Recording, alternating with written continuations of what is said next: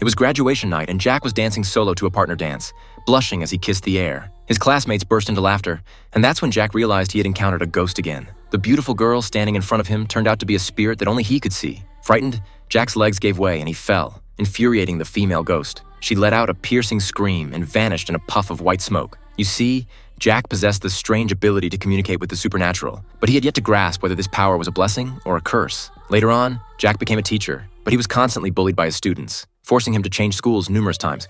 One day, Jack went for an interview at a new school.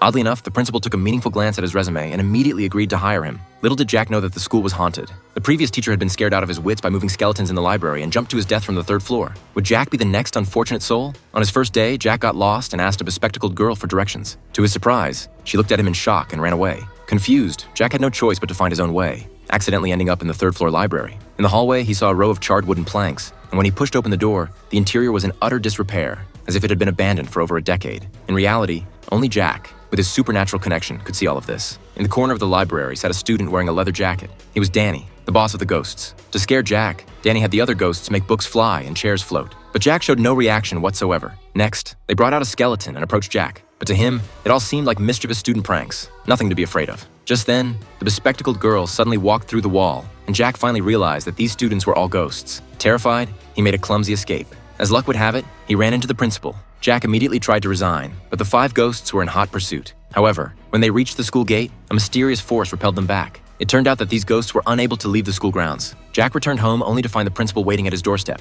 She asked if he had seen anything strange and proceeded to tell him the story of the 5 students. 14 years ago, on Christmas Eve, the 5 students were detained in the library as punishment for their misdeeds. Tragically, a fire broke out, and all 5 perished in the flames. Ever since then, the school had been plagued by bizarre occurrences. The principal sensed Jack's unique abilities and pleaded with him to help persuade the ghosts to leave the school, or else it would have to close down. Seeing the beautiful principal's sincere request, Jack agreed on the spot. So he sought the help of a psychologist, not a living one, but the hanged psychologist behind him.